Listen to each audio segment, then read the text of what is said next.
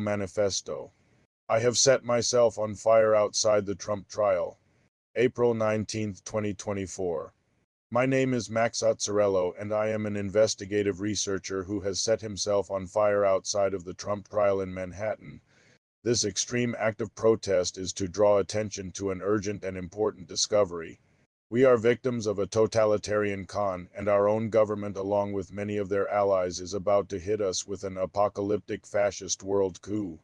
These claims sound like fantastical conspiracy theory, but they are not. They are proof of conspiracy. If you investigate this mountain of research, you will prove them too. If you learn a great deal about Ponzi schemes, you will discover that our life is a lie. If you follow this story and the links below, you will discover the rotten truth of post-truth America. You will learn the scariest and stupidest story in world history, and you will realize that we are all in a desperate state of emergency that requires your action.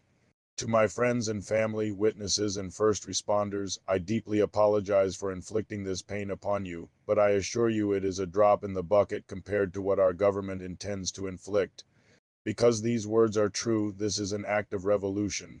Last March, a billionaire named Peter Thiel started a bank run on Silicon Valley Bank. I knew enough about Thiel that I found this incredibly suspicious. My hunch was that this was intentional, though I couldn't fathom why.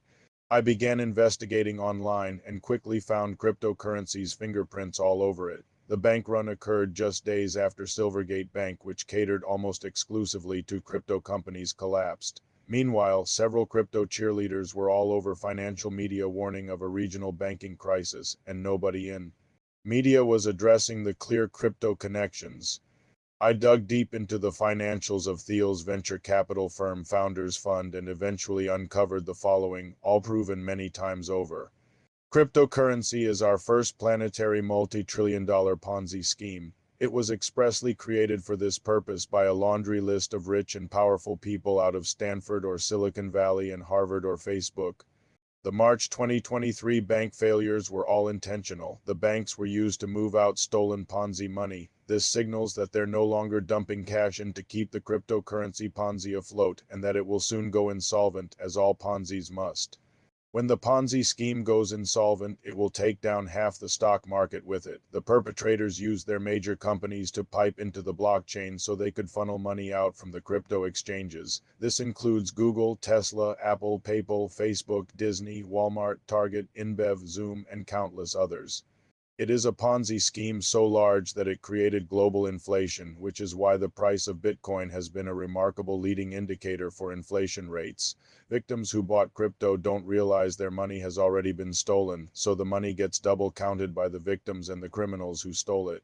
As it turns out, our elites are awash in Ponzi schemes. Stanford's StartX.com investment fund and Jeffrey Epstein's program for evolutionary dynamics he ran at Harvard are both fake science Ponzi factories that these schools have invested billions in. They are filled with fraudulent companies that use smoke and mirrors to promise miraculous new technology, but always collapse while the perpetrators only get richer. Funneling trillions of dollars in stolen cash through the stock market created the largest stock market anomaly in history. The stock chart signature of a Ponzi scheme is a massive increase while they stack up cash, and then a massive fall as they funnel out the stolen cash. This chart shape appeared in all the companies listed above. In order to explain the massive fall as they funnel out the stolen cash, this chart shape appeared in all the companies listed above. In order to explain the massive anomaly, our criminal government unleashed COVID on the world and told us these were the stay-at-home stocks. Ponzi schemes are vicious beasts, and cryptocurrency is history's largest Ponzi by orders of magnitude. It could best be described as an economic doomsday device, intentionally made to shatter the world economy.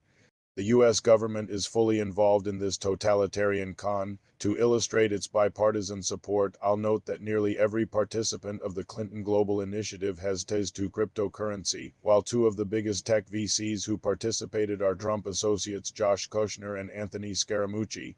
To better understand our form of government, I will point you to one of the most astonishing pieces of standalone evidence I've found.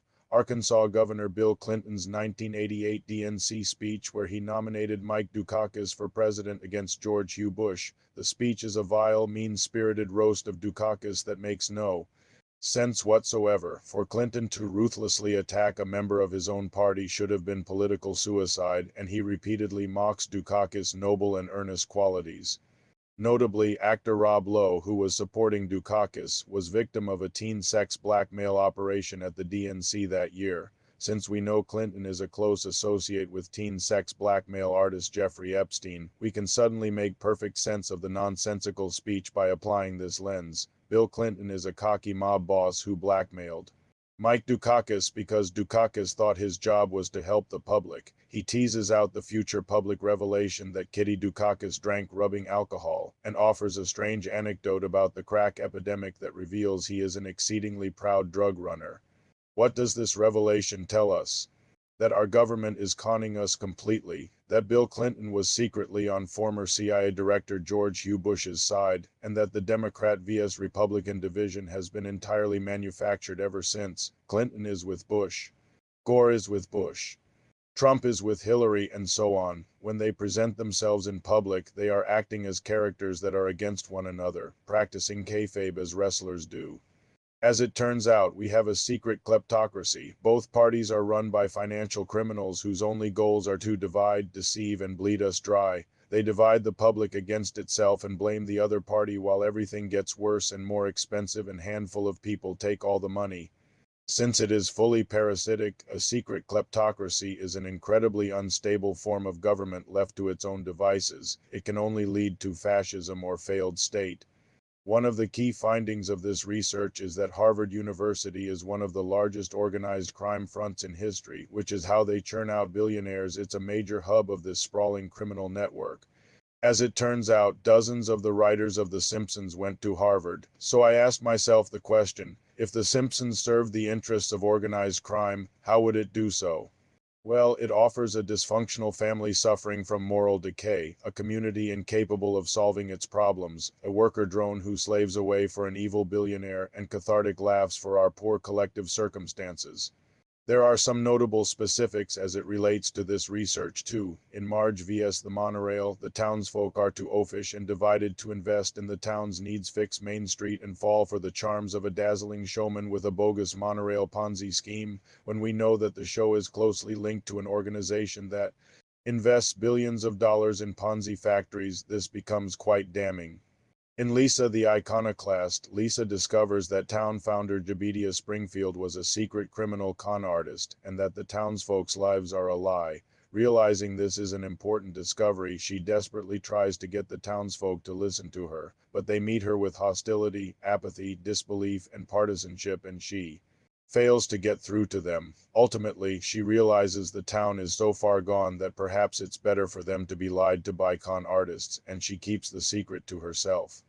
And here I've been like Lisa Simpson, desperately trying to get friends, family, and the public to believe the proof of a totalitarian con I'm trying to show them, and they've turned away with hostility, apathy, disbelief, and partisanship.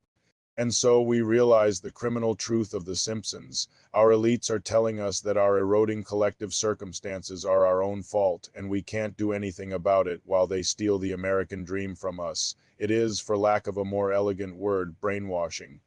Lastly, we string these major discoveries together. Cryptocurrency is an economic doomsday device. Our government is a secret kleptocracy. The Simpsons exists to brainwash us. From there, the only research we need is critical thinking, and we're able to piece together the true story of our circumstances. Consider America since 1988. Institutions like healthcare and universities have become parasitic in their skyrocketing prices. News media tells us to be angry and tribalized. Daytime television warns us of moral decay. Local news tell us to fear our neighbors. The Simpsons tells us we're too oafish and divided to save the American dream. Seinfeld tells us to celebrate the ashholes and be irritated by all the normal people around us. Reality TV tells us that real life is filled with hedonism and strife. Social media, owned by crypto criminals like Mark Zuckerberg and Elon Musk, is flooded with nonsense conspiracy theories and memes reminding us that we are hopeless, helpless, anxious, depressed, ironic, scared, apathetic, escapist, lonely, misguided, and jaded, telling us we can't do anything but have a laugh at our circumstances. Liberals mock the hypocrisy of conservatives. Conservatives mock the hypocrisy of liberals, and our collective circumstances erode. The left shouts all cops are bastards, which ensures they'll be hated by the police and the public, and flies in the face of leftist theory. The public's distrust of the government is at an all-time high, but so is the belief that we are helpless to do anything about it. And with all this, a sharp rise in apocalyptic messaging. Climate change will kill us all. COVID will kill us all. Vaccines will kill us all.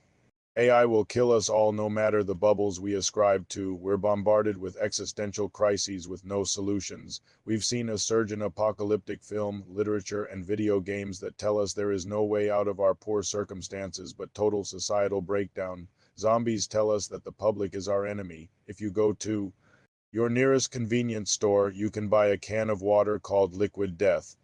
This is our rotten farce. For our entire lives, we have been flooded with media designed to slowly steer us into a world where the American dream was dead, where the public was fully divided against itself, where everybody believed we were powerless to do anything about our worsening circumstances. It is all so they can organize an unprecedented, apocalyptic rug pull on the entire populace as they pivot to fascism, which is perhaps best understood as kleptocracy at the barrel of a gun. When we piece it all together, we understand the truth. We are in a totalitarian doomsday cult. Why on earth would our elites do this? There are many reasons, but the simplest is because capitalism is unsustainable, and they knew it. Climate change and resource extraction would catch up eventually, so they never intended to sustain it. They knew all along that they would gobble up all the wealth they could, and then yank the rug out from under us so they could pivot to a hellish fascist dystopia. Things escalated wildly in 1988 when former CIA Director George H. Bush got the White House, but this plan had been in action long prior. Why is Stanley Kubrick's comedy about mutually assured destruction called Dr. Strangelove, or How I Learned to Stop Worrying and Love the Bomb? Because he was a cocky secret fascist who was getting us to stop worrying and love the bomb. Why did he make A Clockwork Orange? So we'd rejoice at ultraviolence designed to desensitize us to the horrors of the world. Why were the Manson family murders crawling with cover-ups and intelligence agents? Because our government wanted to make us fear for our lives and believe that hippies are deranged psychopaths. Why did Walt Disney produce a fraudulent documentary that told us lemmings follow each other off cliffs? So we would believe it. Why did the Beatles tell us to fear the taxman, to scoff at revolution, chase nonsense conspiracy theories, and that happiness is a warm gun? So we would believe it. Why did Easy Rider tell us that the hippie movement was dead? So we would believe it. Why did Chinatown end with defeatism in the face of massive corruption? So we would believe it. Why did George Orwell tell us of a hellish future of totalitarian control that we are powerless to stop? So we would believe it. Why did Wall Street tell us greed is good? So we would believe it. Why did Do the Right Thing tell us we're all racially tribalized? So we would believe it. Why did Simpsons creator Matt Groening make a comic strip called Life in Hell? So we would believe it. And on and on and on and on. When it comes to any popular media, if you ask yourself the question, why would secret doomsday cult kleptocrats want the public to consume this? You will find your answers. This is obviously very bad news, but the biggest lie we've been told is that we are powerless. We've got one way out of hell world, and that's for the public to realize that we've been conned completely so we can build a united movement that shatters every lie they've told us, mocks this rotten farce as loudly as it deserves, and aims at nothing short of abolishing our criminal government so we can build one that serves the public. To understand this story is to see right through the con, to become immune to the endless sea of criminal propaganda, and to feel the great joy and power that comes with freedom. If a small number of people quickly put on these truth-colored glasses, we are in for an unimaginably bright future. If not, we get an apocalypse. For more information, I've put together this booklet that includes other major findings and a map to a sea of proof, along with all the other essays on this site. For the true history of America since the end of World War II, see here. To see this discovery unfold in real time, along with further explanations, hundreds of pieces of evidence not covered here, advice, inspiration, political theory, and the heart and soul of a man escaping history's largest doomsday cult, see my Instagram story highlights. I apologize for leaving things so scattered, but this has been an exhausting affair. So long as you understand this true ideology, you will be able to learn the whole story. Here is a federal lawsuit I filed against dozens of perpetrators of the cryptocurrency Ponzi, not for litigation, but just to preserve the information and attach my name to it. I was terrified and hadn't slept in days, and it shows, but it served its purpose of keeping myself alive long enough to keep learning and telling this story. I no longer have my original research files from the crypto rabbit hole. If you want to see them, you'll have to get my laptop back from the government. Ask them how they got it. It's a very fun story.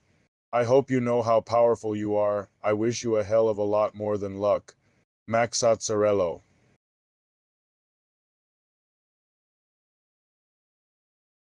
This manifesto was AI generated. If you like the content, like and subscribe for more. I will be on the latest news day today. Thank you for watching. Remember to hit that subscribe button. That's the only way you can help this channel grow. Want to learn the biggest secret in the world? In March 2023, sketchy billionaire Peter Thiel started a bank run. I did 1,500 hours of research, and I learned all their rotten secrets. The big one is the cryptocurrency. It's history's first planetary, multi-trillion-dollar Ponzi scheme. That's an economic doomsday device. When that Ponzi goes insolvent, as all Ponzis must, we'll get the worst economic collapse in world history. And every powerful person you can think of is in on it. Want to know why everything gets worse and more expensive? That's because we live in a secret kleptocracy. That's when the government gets taken over by con artists whose only job is to steal from the public.